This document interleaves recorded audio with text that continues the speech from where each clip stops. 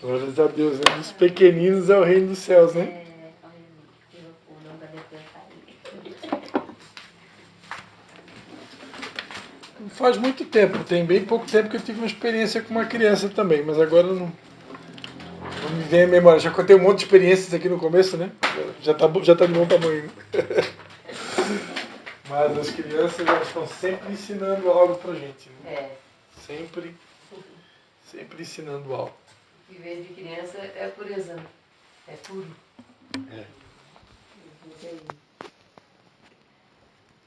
Jesus disse, né? Quem não se tornar né, inocente como uma criança, né? Puro como uma criança, né? Não pode ver o reino de Deus, né? Então, a gente tem que estar sempre de olho nas crianças e lembrando dessa verdade que Jesus ensinou, né? E quando a gente olha para as crianças, a gente... É um choque de realidade, né? Porque a gente acabou de falar aqui, né? Sobre a geração que a gente vive, uma geração de muita ansiedade, né? Eu já contei em outras oportunidades, eu tive a oportunidade uma vez de conversar com o superintendente da Unimed, do estado de Santa Catarina, e ele relatou para mim que a maior parte, mais de 50% dos casos como é que chama quando é acionado o plano da Unimed, enfim, mais de 50% dos casos eram depressão. Né? Muita gente com depressão. Isso é uma conversa que eu tive há anos atrás. Né? E eu imagino que agora possa até estar pior, né? Porque à medida que vai se multiplicando né, o conhecimento na Terra, essa tecnologia que, que é uma coisa boa se é bem utilizado, né? Mas ao mesmo tempo tem afastado muitas vezes a própria família, né? A gente já comentou em outras oportunidades, né? Às vezes você vai numa família, está ali reunida a família toda, uma família grande com vários filhos, pai, mãe, às vezes tem irmãos. E é muito comum nos dias de hoje, né? Tá um no celular, o outro no celular, o outro no celular, o outro no celular, e as pessoas já não conversam mais, né? E a gente precisa se policiar muito para não permitir que isso venha acontecer com a gente. Não que isso seja uma regra, porque tem horas que, claro, lá em casa todo mundo tem seu celular. Então tem horas que é um momento propício para isso, você está ali resolvendo alguma coisa, a tua esposa também está resolvendo algo do trabalho, a filha também está resolvendo algo do trabalho, aí o Levi tem ali os joguinhos dele, os aplicativos, é uma maneira de entreter, ele gosta de eletrônico, né? O Levi ele é apaixonado por eletrônico, então a gente tem que respeitar isso também, né? Cada criança é única, né? O pastor Marcos contou outro dia que ele levou o filho dele para fazer um teste num campo, com um time de futebol, né, para ver se ele ia se dar bem com futebol, com esporte, e ele detestou né, o futebol. E aí o Marcos levou ele numa aula de robótica e ele amou a aula de robótica, né? Por quê? Porque se familiarizou com aquilo, né? Então cada criança é única. Tem criança que mesmo vai gostar mesmo do eletrônico, porque já é até de repente ela até tem uma vocação para aquilo, né? Como tem as pessoas que trabalham na área de software, né? De criação de software de computador, então vai que seja uma futura profissão, né? De alguma dessas crianças, então a gente não tem como. Agora, tudo tem limite, né? Tudo tem limite. Tem hora que tem que deixar o telefone de lado, né? Quando eu vou na casa dos meus pais, geralmente visitar os meus pais, eu já digo, Levi, deixa o celular no carro. Né? Deixa o celular no carro. Eu, às vezes, também, ultimamente, eu estou fazendo assim também, deixo o celular no carro, porque é um vício, né? Você está ali conversando com o teu pai, está conversando com a tua mãe, de repente, quando tu menos espera, tu já está com o celular na mão. E já está respondendo no WhatsApp, já está fazendo alguma coisa. Aí tu acaba não dando atenção devida. Né? Pô, se eu vou na casa de alguém para visitar alguém, então eu vou para visitar. Né?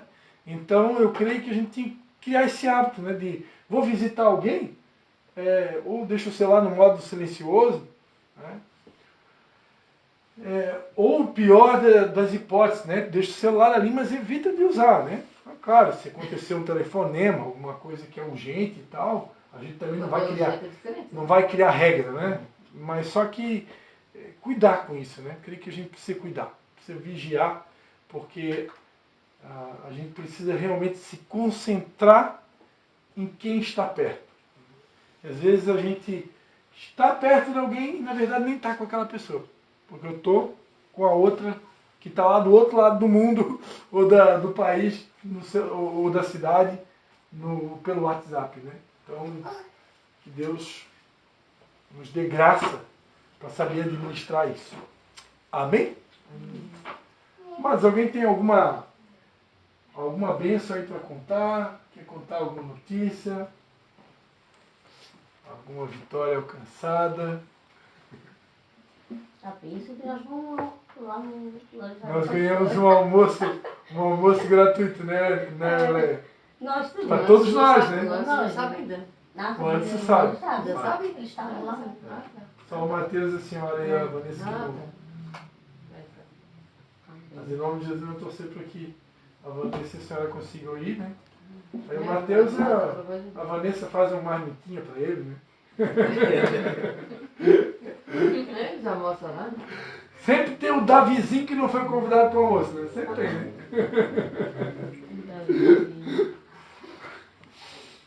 Ah, mas é só brincadeira, né? Né, Matheus? Tu não tem. Não é de guardar mágoa, não, né? Então tá bom, tá Mas certo. calma, pastor. Primeiro ela disse, depois nós vamos conversar, né? Ela vai conversar aqui para pedir a liberação dela? É. Ah, tá certo. Então tá certo. Aí é Não, nós já estamos aqui intercedendo pela família, né? É a família do Benjamim, não é? É ou não é? É a família do Benjamim. Amados, vamos lá então, eu quero compartilhar com vocês uma palavra que veio ao meu coração. Está no Evangelho de Marcos. Evangelho de Marcos, capítulo de número 8.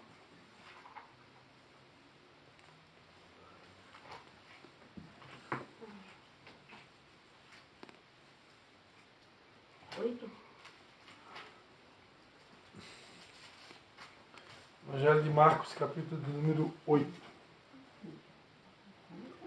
A gente vai ler versículo 22 ao 25.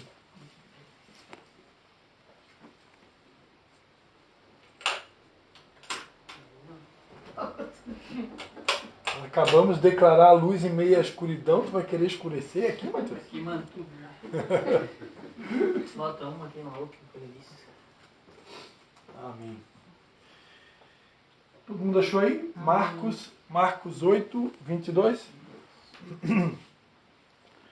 Diz assim a palavra de Deus.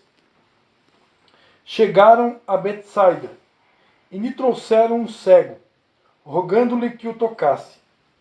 Ele tomou o cego pela mão, levou-o para fora da aldeia e, cuspindo-lhe nos olhos, impondo-lhe as mãos, perguntou: Vês alguma coisa? O cego, levantando os olhos, respondeu: Vejo as pessoas como árvores que andam. Tornou Jesus a pôr-lhe as mãos nos olhos e ele, olhando firmemente, ficou restabelecido e já via ao longe e distintamente a todos. Amém? Vamos orar? Anderson.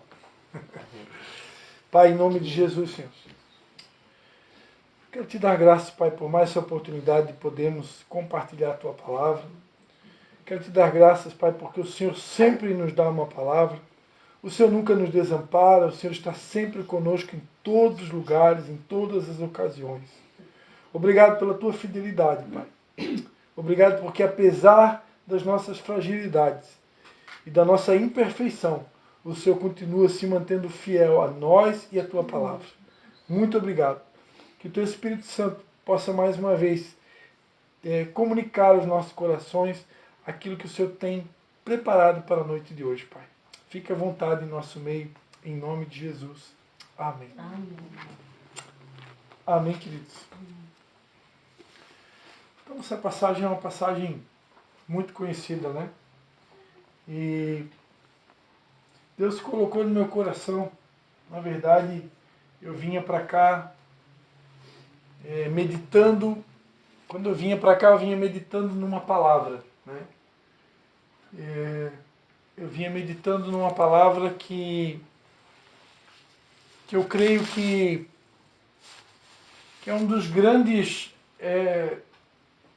anseios de Deus para a igreja nesse tempo, né? É algo que Deus, Ele precisa, Ele quer muito restaurar isso na igreja, né? E nós, como cristãos, precisamos ter isso como algo real na nossa vida, que é a empatia, né? A empatia é uma das marcas número 1 de um cristão, né? A Bíblia diz que Jesus Cristo, né, sendo em forma de Deus, ele não teve por usurpação ser igual a Deus, né? Ele tomou a forma de servo, ele se humilhou, ele foi obediente até a morte, e morte de cruz, né? Pelo qual Deus o exaltou soberanamente e deu a ele o nome que é sobre todo nome, para que o nome de Jesus todo joelho se dobre e toda língua confesse que ele é Senhor. Então Jesus, embora sendo Deus, ele decidiu, ele escolheu tomar a forma de um homem comum, né? E por que Jesus fez isso? Por que Jesus, sendo Deus, resolveu tomar a forma de um homem comum, né? É uma loucura, se for parar para pensar. Alguém que era filho de Deus, que tinha a glória de Deus, que tinha o poder de Deus, a autoridade de Deus, a força de Deus, e ele decide abrir mão de tudo isso para tomar a forma de uma pessoa comum, de um homem, né? E aí eu imagino, amados, quando a palavra de Deus vai dizer lá em Filipenses, né, de sorte que haja em vós o mesmo sentimento que houve em Cristo Jesus, que sendo Deus não teve por usurpação ser igual a Deus. Durante muito tempo eu achava que esse sentimento era humildade, mas humildade não é um sentimento. Humildade é uma característica, né, de Jesus e que todo cristão precisa ter, né? Eu ministrava segunda-feira à noite lá para os líderes da igreja em Tijucas. Ministrei a palavra que o Anderson pregou aqui numa célula, né, sobre Davi e o gigante, né? E aí eu ministrava para eles a maior arma que um cristão pode usar para derrubar todos os gigantes é a arma da humildade, né? Se eu usar a pedra da humildade, eu derrubo todos os gigantes. Porque o maior ensinamento de Jesus para mim foi a humildade, né? Jesus disse, vinde a mim todos vós que estáis cansados e sobrecarregados.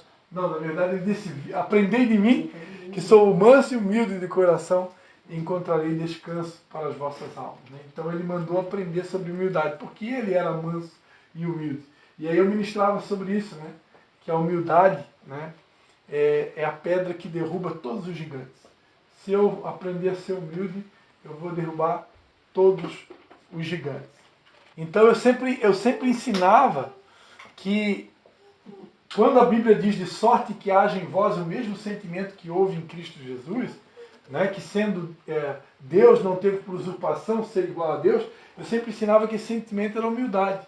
Mas depois eu aprendi, não me lembro como é que foi, se foi através de uma experiência, como que foi, que Deus ministrou no meu coração que esse sentimento é a compaixão, né? É a empatia. Que compaixão e empatia caminham muito junto, é quase a mesma coisa, né? Compaixão é a capacidade de se compadecer do outro, né? É uma palavra que está muito ligada também à misericórdia, né? Que a misericórdia é colocar o coração na dor do outro, né? Então, compaixão, empatia e misericórdia são três palavras que elas caminham juntos, né? Agora, a empatia para nós é mais no sentido de realmente, quando eu falo empatia, é mais no sentido de se colocar no lugar do outro, tentar entender o momento que o Anderson está vivendo, a Sabrina está vivendo, está quase ganhando o neném.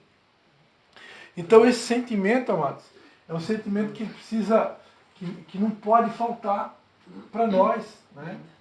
Eu conversava com uma pessoa hoje ainda e ela dizia, olha, essa geração não tem mais empatia, as pessoas não têm mais empatia, os homens não têm mais empatia. Sobrou para os homens, né? Principalmente os homens, né? Querendo dizer que os homens perderam essa capacidade. Se isso acontecer no mundo, tudo bem. O mundo pode esfriar, porque o mundo é mundo, eles estão distantes de Jesus. Agora, nós que se representamos a Jesus, isso não pode acontecer com a gente. E olha, como que a gente às vezes, amados, como que a gente às vezes, como isso falta pra gente. Às vezes nós somos indiferentes. Né? Eu vou dar um exemplo para vocês, né? Deus ele sempre apronta comigo alguma coisa, né? Assim que é uns test drive que Deus me dá, às vezes no 45 do segundo tempo. Eu estou me arrumando para vir para cá, Pati, tudo certo, vamos lá. Aí a minha esposa, acho que eu não vou hoje. Por quê? Como assim? Não, porque fiquei doente, fiquei ruim. Aí disse, não, sendo assim, então, fique em casa, vai se cuidar, né? E vai se recuperar disso primeiro. A gente, como pastor, como marido, como homem, a gente dá essa instrução, mas lá por dentro da gente, eu queria tanto que a minha esposa estivesse junto comigo, né? Então aquilo ali para mim é uma forma que Deus trata comigo, né? Como é difícil às vezes a gente tentar se colocar no lugar do outro, né? Aí eu vejo, a Sabrina está grávida, a Vanessa está grávida, né? Tem algumas coisas que a gente, elas talvez gostariam de fazer, que agora já não estão mais conseguindo fazer. E daqui para frente, que vai se aproximando a data de nascer o bebê, vai dificultando cada vez mais as coisas, né? Então, o marido numa situação como essa, como é que ele tem que fazer, né? Ele tem que se colocar no lugar, né? Eu vou tentar ajudar minha esposa com coisas mais pesadas, vou tentar ajudar ela não vou deixar ela pegar, né, vassoura na mão, não vou deixar ela botar a mão em pesos pesados. Empatia, né? Se colocar no lugar. Só que isso às vezes falta pra gente. Né? Principalmente se eu estou cansado, se eu estou exausto, se eu estou estressado, né? Aí quando eu estou cansado, quando eu estou exausto, quando eu estou estressado, aí ficou mais difícil, né, às vezes, de se colocar no lugar do outro e tentar entender o outro. Né? E eu fico pensando muitas vezes, por que Jesus, o que significa Jesus fazer um milagre e ele percebeu que o milagre não estava bem feito, esse milagre. Né? Até parece ser uma coisa cômica, né? Como que Jesus vai fazer um milagre e esse milagre não foi um milagre bem feito? Né? Como é que Jesus vai fazer uma cura e essa cura parece que foi pela metade? Né? Porque, na verdade, o que acontece? É aquela palavra que Deus nos deu quarta-feira lá em casa, né? O oleiro, Jesus é o oleiro. Às vezes ele vai lá e ele capricha no vaso. Ele vai fazer um vaso novo, ele capricha. Eu imagino que ele, como oleiro, ele não vai fazer vaso meia boca. Mas, às vezes, ele percebe, né? Esse vaso ficou bom. Esse vaso está muito bom. Esse vaso que se chama Anderson, esse vaso que se chama Mateus, esse vaso que se chama Leia, que se chama Vanessa, que se chama... Né? Vai sobrar ali para o Benjamin hoje. O nome da senhora me deu branco. Ivânia. A dona Ivânia, né? Esse vaso que se chama Christian. E tá bom esse vaso. Né? Tá muito bom, mas tá faltando, sabe, a cereja do bolo. Tem um ingredientezinho aí que tá faltando um ingredientezinho. E sem esse ingredientezinho, não está ainda do jeito que eu quero. Não tá, sabe? Está faltando alguma coisa. E é mais ou menos o que aconteceu aqui. Jesus operou um milagre. Né? Ele botou a mão no vaso, e no caso aqui o vaso era um cego. Né? E Jesus não só botou a mão, né? A Bíblia diz que ele cuspiu nos olhos dele e colocou a mão, né? E perguntou, você está vendo alguma coisa? E ele disse, sim, eu estou vendo. Opa, ele era cego, agora ele está vendo. Jesus fez um milagre. Imagina uma pessoa que era cega, ele não via nada. E de repente Jesus toca nele e pergunta, agora você está vendo? Não, eu estou vendo. Mas o que tu está vendo? Não, eu estou vendo pessoas como se fossem árvores que andam. Aí Jesus deve ter pensado assim, poxa, está muito bom. Ele não via, não enxergava nada, né? Agora já está enxergando. Só que um detalhe, ele está enxergando as pessoas como árvores que andam. Né? Está enxergando as pessoas como se fossem números. Está enxergando as pessoas como se fossem talvez objetos. Né? Está enxergando as pessoas como se fosse algo material. E Deus, para Jesus, Ele nunca vai ficar satisfeito em olhar para nós como sendo representantes deles, como sendo aqueles que devem imitar Jesus, aqueles que seguem os passos de Jesus. Ele nunca vai ficar satisfeito se Ele perceber que o nosso comportamento é enxergar as pessoas como um número, como um objeto, como algo material, como uma árvore. Ele nunca vai ficar contente com isso. Né? Por quê? Porque Ele espera que a gente possa reproduzir a essência dele. Né? E a essência de Deus qual que é? A Bíblia diz em 1 João 4, 7 e 8. Né? É até uma música que a gente cantava na igreja. Né? Amados, vamos amar uns aos outros, pois o amor vem de Deus, e todo que ama é nascido de Deus e conhece a Deus. Quem não ama não conhece a Deus, pois Deus é amor, amados. Vamos amar uns aos outros. 1 João 4, 7 e 8. Amados. Qual que é a essência de Deus? A essência de Deus é o amor. Né? Então, a essência de Deus é o amor. Se Deus perceber, se Jesus perceber que está faltando amor em nós, se Jesus perceber que está faltando essa compaixão, essa empatia, né? Essa capacidade de se colocar no lugar do outro para tentar entender a dor do outro, tentar entender o momento do outro, tentar entender a estação que o outro está vivendo. Que a palavra que Deus deu para mim e para minha esposa, a gente ministrou no jantar de casais, antes estava lá, né? Sobre o respeito, né? A gente estava ali, a minha esposa compartilhando sobre o respeito. Quando há respeito, eu consigo me colocar no lugar da Leia, consigo me colocar no lugar da dona Ivânia, tentar entender o momento dela. Só que às vezes, amados, a gente só olha para o nosso umbigo. Quando está doendo a minha ferida, quando está doendo a minha dor, deixei a Sabrina de fora, né? Agora ela voltou.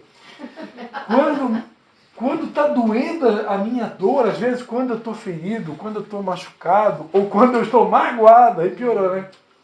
Eu só consigo ver a minha dor. A dor, ela nos cega. A dor, ela nos deixa com a visão embaçada. A dor faz com que eu olhe as pessoas de uma maneira turva, como que pessoas em formato de árvores. Tem até uma música do Ministério Diante do Trono, né? O nome da música se chama Esperança. Eu sempre quando tenho a oportunidade de citar, eu falo. A letra da música diz assim, né? Quando as feridas do meu coração não querem sarar e atrapalham a visão, tuas promessas são tão grandes e as lutas querem me esmagar. Ó meu Deus, ajuda-me a confiar. Né? Quando os sonhos se frustram ou parecem não se realizar. Né? Então, quando as feridas do meu coração não querem sarar e me atrapalham a visão. Quando o meu coração está ferido, eu não consigo enxergar direito. Porque a visão espiritual é diferente de visão é uma coisa, enxergar é uma coisa, ter uma visão é outra. Deus quer nos dar uma visão espiritual, a visão de Deus. Deus quer nos dar uma macrovisão, uma cosmovisão, uma visão que seja a visão do coração de Deus. E quando meu coração está ferido, eu não consigo enxergar como Deus enxerga. Né? Eu ministrava sobre Gideão, segunda-feira lá em Tijucas, né? E interessante na passagem de Gideão, que quando Gideão está lá malhando trigo no lagar, né? Ele estava, na verdade, ele estava se escondendo dos medianitas. Deus aparece para Gideão e ele diz: Gideão, homem valente, vai nessa tua força, homem valente, que tu vais libertar Israel dos medianitas. Aí acho que Gideão ele olha para dentro dele, o quê? Homem valente? Onde é que tem homem valente aqui? Né? Aonde? Onde é que está o homem valente? Ele estava se escondendo dos medianitas, malhando trigo no lagar. Lagar é lugar de pisar uva, não é lugar de malhar trigo. Né? Ele estava se escondendo. Você está com medo. E ele ali se escondendo com medo de Deus, homem valente. Né? Então os olhos de Deus não são como os nossos. Os olhos de Deus são olhos de fé, olhos de amor. Né? E quando a gente está com o coração ferido, os nossos olhos não enxergam como Deus enxerga. Né? E por isso muitas vezes o oleiro ele precisa dar um segundo toque. E foi o que Jesus fez aqui. Jesus viu que aquele vaso ali, poxa, foi curado, ele agora está enxergando, mas ainda estava faltando um ingrediente. Ele ainda não estava do jeito que Jesus queria. E Jesus então pôs as mãos nos olhos pela segunda vez, né? E então ele, olhando firmemente, ficou restabelecido e já via ao longe e distintamente a todos. Né? Então, amados, como eu estava falando para vocês, eu creio que esse segundo toque de Jesus, ele sempre vai ser necessário quando ele perceber que está faltando a empatia em nós. Quando ele perceber que falta compaixão. Quando ele perceber que falta misericórdia. Porque ele disse, né? Misericórdia quero e não sacrifício. Mais do que sacrifícios, né? O que Deus quer de nós é misericórdia. Né? Eu posso fazer sacrifício? Posso. Né? Se eu fizer voto, por exemplo, eu vou ter que pagar o voto que eu fiz. Né? Agora, a Bíblia diz no Salmo 51, né, que os sacrifícios para Deus é um coração quebrantado e contrito. A um coração quebrantado e contrito eu não desprezarei. Então, o principal sacrifício que Deus quer de nós é um coração compungido, um coração humilhado diante dele. Esse é o principal sacrifício. Que não adianta eu fazer vários sacrifícios e eu tenho um coração duro, um coração petrificado, um coração que não consegue se compadecer do outro, um coração que não consegue se colocar no lugar do outro, um coração que vê as pessoas como árvores.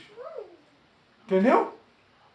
Então, para Deus, se eu estou enxergando, mas eu ainda não tenho compaixão, ainda meu coração está duro, meu coração está ferido, né? Eu certamente vou precisar de um segundo toque. Certamente que o oleiro vai precisar, talvez, se necessário, até me quebrar de novo e fazer um vaso novo. Porque eu diria que essa é uma das marcas principais, sem dúvida, né? Sem dúvida nenhuma. Né? Assim como a humildade, para mim, é um dos principais ensinamentos de Jesus, a capacidade de se compadecer do outro, de ter empatia, de se colocar no lugar, de ter misericórdia, de colocar o coração na dor do outro, é sem dúvida uma das marcas principais do ministério de Jesus. Né? A Bíblia diz que Jesus, ele se compadecia das pessoas porque ele via que eram como ovelhas que não têm pastor. Né? Certa feita,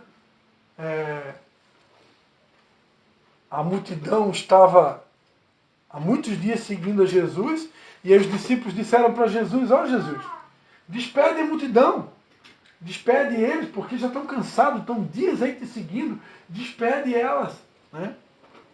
Manda elas embora. Aí Jesus disse, não, como assim? Nunca vou me despedir delas, sem primeiro dar algo de comer para elas, né? Sem primeiro proporcionar para elas um momento de descanso. Né? Então Jesus pede para que pediu se tinha alguma coisa ali entre eles, aí veio lá o menino com 5 pães e 2 peixinhos, aí Jesus se preocupou, ele pegou aqueles 5 pães, 2 peixinhos, ele multiplicou, ele deu graças a Deus, né? Ele deu graças, ele agradeceu, Senhor, muito obrigado. Né? Gratidão, né? Uma outra marca do coração de Deus, né? E ele agradeceu por aqueles 5 pães e 2 peixinhos e depois ele começou a operar um milagre. Por que Jesus fez isso? Porque ele era cheio de compaixão. Né? Talvez, se fosse deixar a decisão pelos discípulos, manda todo mundo embora com fome mesmo. Né? Não precisa descansar, não precisa comer. Né? Fica sem descansar, fica sem comida, está tudo certo. Né? Porque estava também enxergando as pessoas como árvores. Né? Os discípulos estavam enxergando como árvores. Não importa se vai para casa com fome, não importa se vai para casa cansado, não interessa. Né? vai descansar em casa. Né? Jesus não. Jesus é diferente. Né? Jesus é diferente, amados. Jesus é cheio de compaixão e de misericórdia. Então, amados, eu não quero me estender mais. Eu quero aproveitar essa oportunidade, né, para pedir mais uma vez perdão a vocês, né, se em algum momento da caminhada, né, eu não consegui, muitas vezes, me colocar no lugar de vocês, se em algum momento da caminhada eu não consegui entender a dor de vocês como pastor, né, não consegui entender o momento de vocês, peço que me perdoe, né, porque eu creio que, como um pastor que representa Jesus, é uma das principais marcas que nós precisamos ter. Né? Quando nós recebemos um batismo de amor, um batismo de compaixão, um batismo de empatia, né? Um batismo de misericórdia, nós começamos a enxergar as pessoas da maneira correta. E Deus quer devolver essa visão para nós, essa capacidade de enxergar como Ele enxerga. Né? Com olhos de amor, olhos de perdão, olhos de compaixão. Amém, queridos? Vamos orar, vamos ficar em pé, vamos dar as mãos, vamos fazer uma oração. As costas.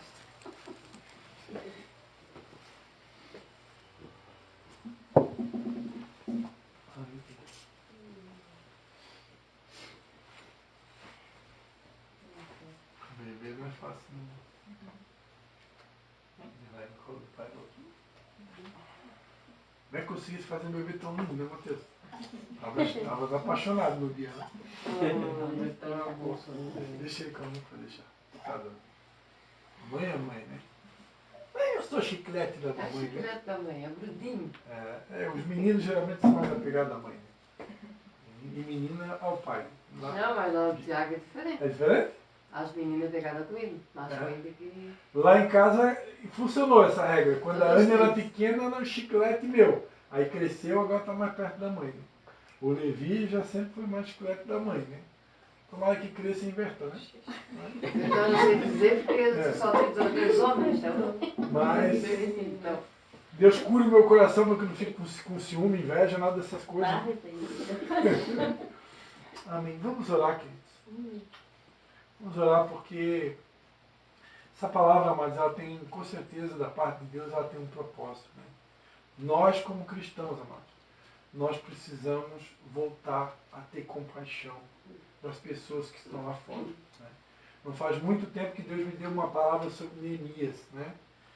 Que a palavra que Deus me deu foi lá na casa do meu sogro, não sei quanto estava naquela célula, que eu preciso voltar a chorar pelas vidas. Né? Neemias, quando ele ficou sabendo que a cidade de Jerusalém estava destruída, ele chorou, alguns dias ele teve em jejum e lágrimas, orando, e ele depois então foi até o rei e pediu ao rei que desse para ele recursos para que ele pudesse ir até Jerusalém e reconstruir a cidade que tinha sido queimada. Né? Então, assim como Neemias chorou pela sua cidade, né, se compadeceu da sua cidade, Deus espera que nós possamos, esse sentimento precisa ser restaurado em nós. Né? Eu preciso voltar a chorar por vidas. Né? Como igreja, nós precisamos ser apaixonados por vidas, apaixonados por almas. Né? Talvez nem todos aqui tenham o dom do evangelismo. Né? Nem todos aqui são evangelistas, têm facilidade de evangelizar. Mas, se eu não estou conseguindo evangelizar, eu tenho que orar, pedir para Deus que me dê pelo menos compaixão pelas vidas. Começar a orar por elas, para que Deus salve a minha família, meus vizinhos, meus colegas de trabalho. Né? E pedir a Deus também que coloque palavras na boca de vocês, né? Para poder alcançar essas vidas. Porque é a nossa missão como igreja. Né? Jesus disse, ide por todo mundo e fazer discípulos. Nós só estamos aqui na terra por causa disso. Né? Porque ainda tem almas para serem salvas. Né? E Deus está contando com a gente. Né? Nós somos os pés de Jesus aqui na terra, nós somos a boca de Jesus aqui na terra, nós somos a voz de Jesus aqui na terra, é a igreja. Se a igreja se calar, acabou a esperança do mundo. Né? Outro dia eu gravei um videozinho fala, né? Não havendo profecia, o povo se corrompe, né? Então, se a igreja se calar, o povo se perde. Né? Se a igreja se calar, o povo se perde. Se a igreja se calar, não há esperança para o mundo. Porque a esperança do mundo é Cristo em nós, né? A esperança da glória. É uma igreja ativa, uma igreja atuante, uma igreja viva, cheia de compaixão e de empatia. Vamos orar então? Pai Santo, Pai amado, em nome de Jesus, Pai, nós viemos aqui nessa noite, Pai, mais uma vez nos humilhar debaixo da Tua potente mão. Primeiramente, te agradecer por essa mensagem que o Senhor nos deu, Pai, e te pedir, Pai, que o Senhor venha nesse tempo nos batizando com essa compaixão, nos batizando com essa empatia, nos batizando, Pai, com essa misericórdia, com essa capacidade de sentir, de se colocar no lugar do outro, de entender a dor do outro e querer, de alguma forma, Pai, contribuir para amenizar a dor que há no coração do próximo, do nosso semelhante, Pai. E também se compadecer, Pai, das almas, ó Pai, que estão perdidas, das almas que estão afastadas dos teus caminhos, aqueles que estão desviados, aqueles que esfriaram na fé e aqueles que ainda não tiveram a oportunidade de te conhecer, Pai. Senhor, nesse tempo, batiza-nos com um batismo de compaixão, de empatia, Pai. E de amor pelos perdidos, ó Pai. Em nome de Jesus. Nós não queremos enxergar as pessoas como árvores. Nós queremos ver as pessoas, Pai, como o Senhor as vê, Pai. Em nome de Jesus é a nossa oração. Amém. Muito obrigado.